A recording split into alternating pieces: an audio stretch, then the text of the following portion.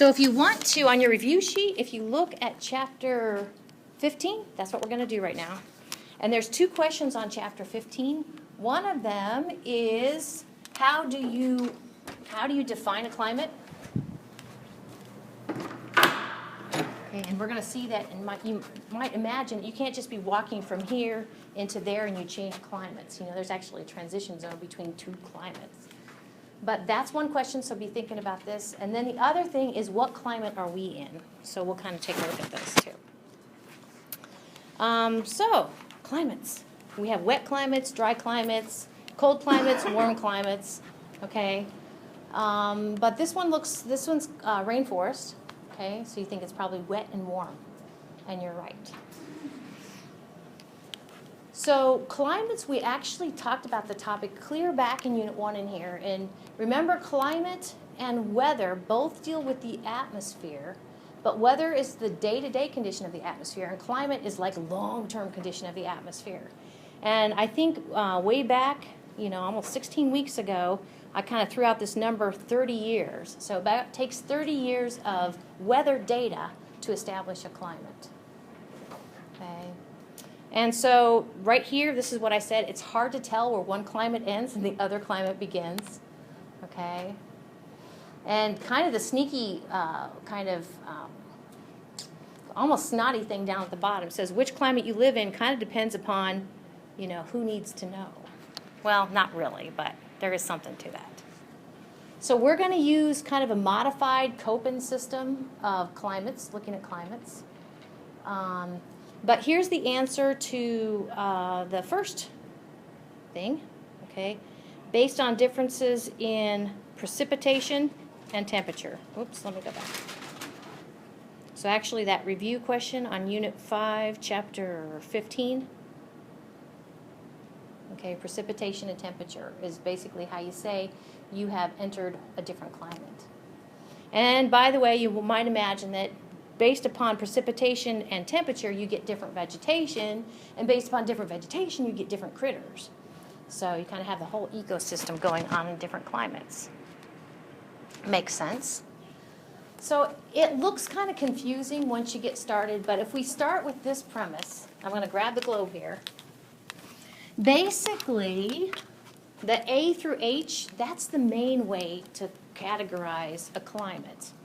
And we're going to see that A's start here, okay, the intertropical convergence zone, or the equator, and they move over here, okay. Actually, H stands for highlands. So before highlands is E, that's our kind of polar. So it goes A through E, okay. But it's not that easy, but it kind of is that easy. So basically, we're going to take one of these main letters, and in some cases, we're going to put a little letter with it to kind of say a subtype. So the main letters go like this. The tropical type of climates, of course, near the intertropical convergence zone. Okay. Then we have a dry climate. And if you remember, we talked about between the Hadley cell and the Ferrel cell, that descending air actually creates kind of a dry band. Okay, that's where bees generally are. Not always, but could be. No pun intended.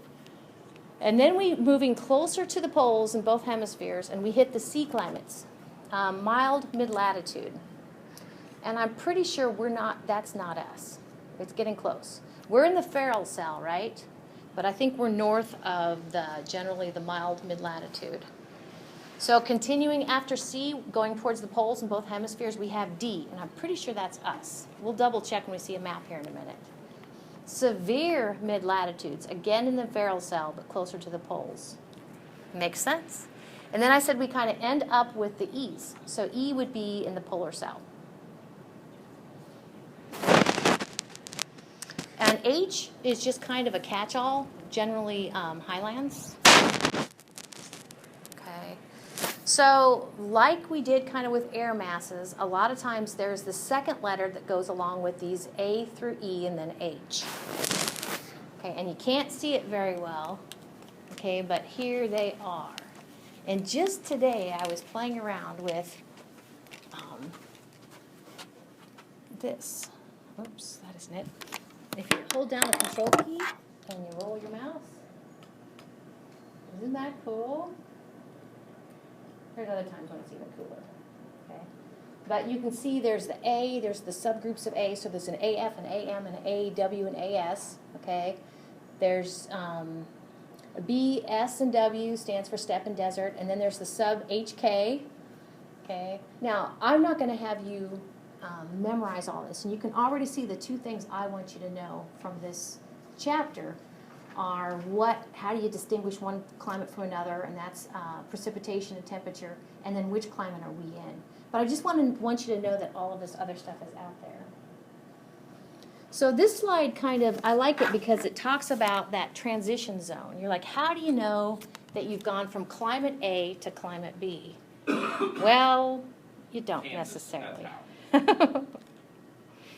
Climate A and climate B. Like, there is that transition zone between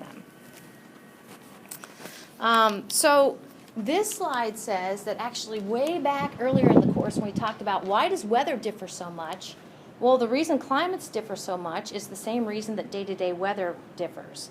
So latitude, okay, that's how close you are to the equator. Are you maritime or continental? Okay, that makes a difference.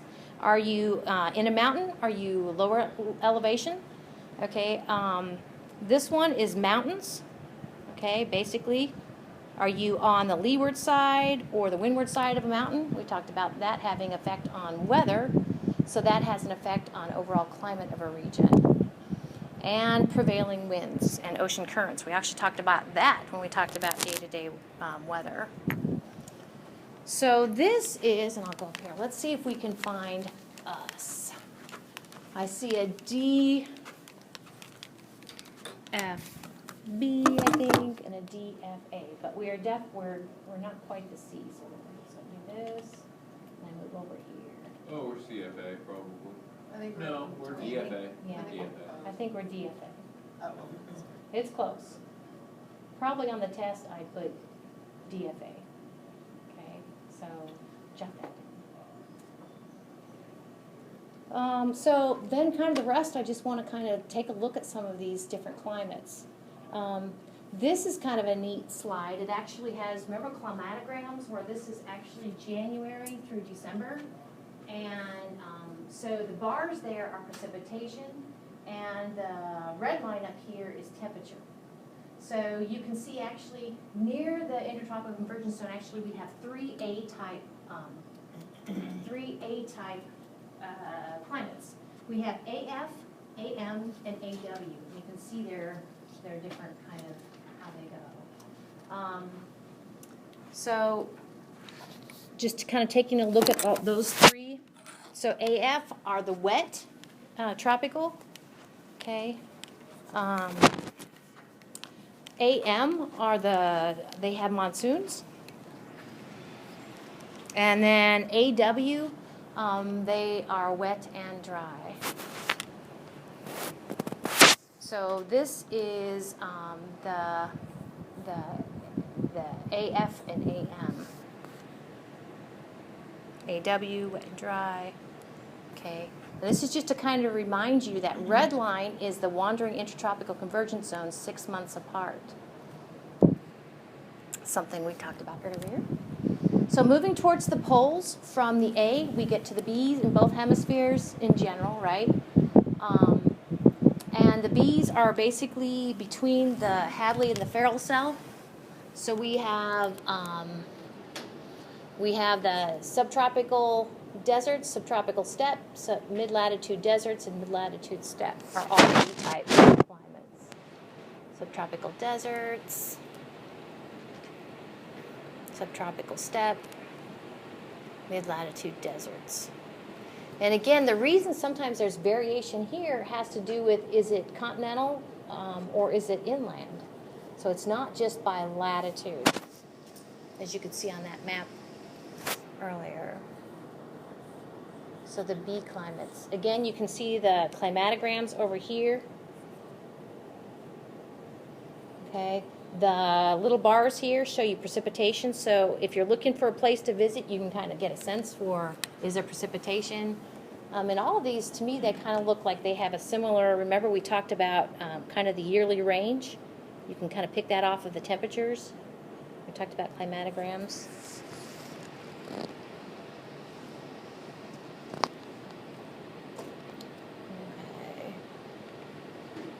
So this is focusing on here, down here, like I said, kind of your proximity to, are you a maritime location, are you continental location? Not only that, but this actually is showing you a mountain range where you can get that orographic lifting we talked about earlier. Dry side of the mountain is, or excuse me, dry side is over here. Okay, wet side is on the windward side. Then we move a little north in the northern hemisphere or south in the southern hemisphere from the D-type climates, and we hit the C-type climates.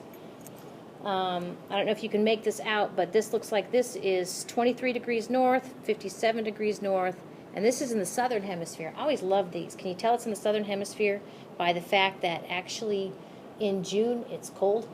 Oh, I can tell why it's in the southern hemisphere, because if you look at the purple in the background, you can tell it's Africa and it's way down. That's right, that too. Yep. Those are the C climates. There are several C-type climates. You know, pay attention if you're going to be able, if you want to pick a vacation spot, right?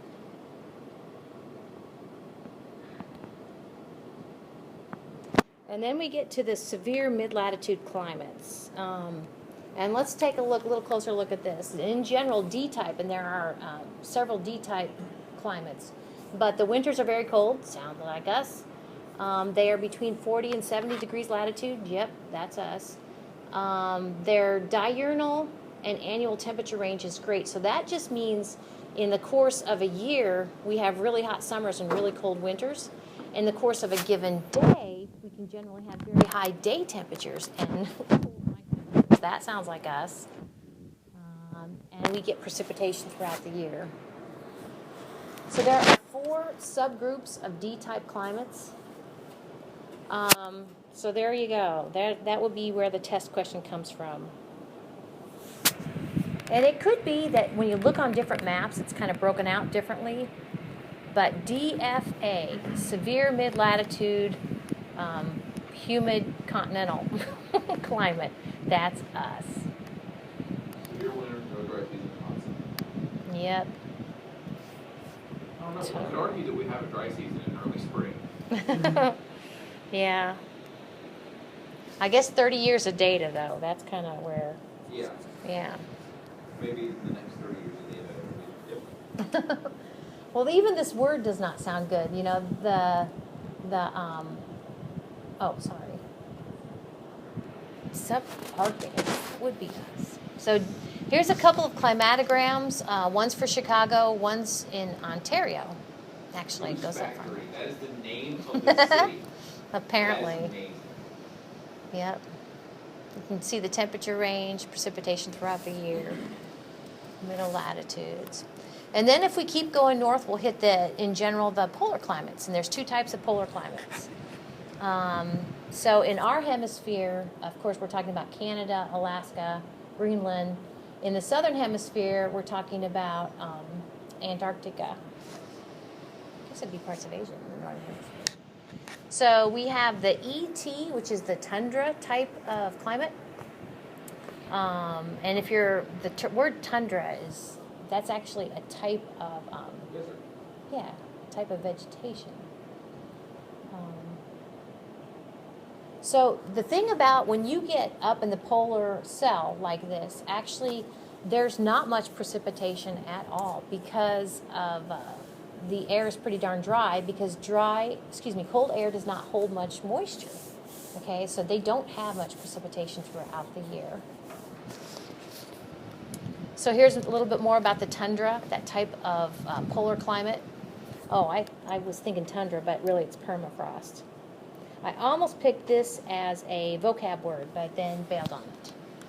But permafrost is the word kind of gives it away, and if you figure it's in those colder regions, it's a place that's permanently kind of icy, kind of vegetative, okay? So you can see that it remains below 32 degrees for at least 2 years. And in the next, part of the reason I wanted to do this chapter before the chapter on climate change is we're actually going to talk about permafrost and the fact that permafrost is decreasing, the amount of permafrost in these polar regions.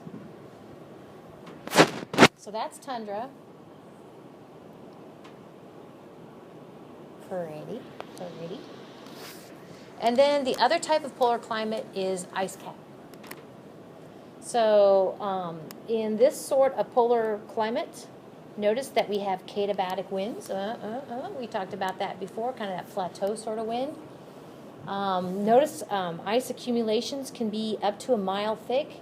And when we talk about studying past climates, we are going to count on that whole ice accumulation, be able to get these ice cores that if you watch the movie The Day After Tomorrow, you saw them get ice cores. I remember. Yep. I like that movie. It's a good movie. Yep. So here we have the tundra and the ice cap climates. Okay. Brr. No road trip there. Cool. Well, we'll go ahead and take, I know that you might not be tired, but I'm ready to take a quick break. So we'll take a 10-minute break, and then we'll come back and finish up. And you had a question? So if you want to bring that up before you go, that would be cool.